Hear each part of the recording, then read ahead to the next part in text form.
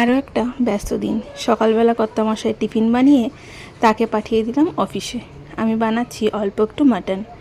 এর আগে রবিবার আনা হয়েছিল, সেখান থেকে অল্প বাঁচিয়ে রেখে দিয়েছিলাম সপ্তাহের দিনের মধ্যে করব বলে। আমি বেডশিট একদম হাতে কাচতে পারি না, তাই ওয়াশিং মেশিনে 2টো বেডশিট ভিজিয়ে দিয়েছি। বাদবাকি জামাকাপড় হাতে কাচবো বলে একটু সার্ফের জলে ভেজালাম।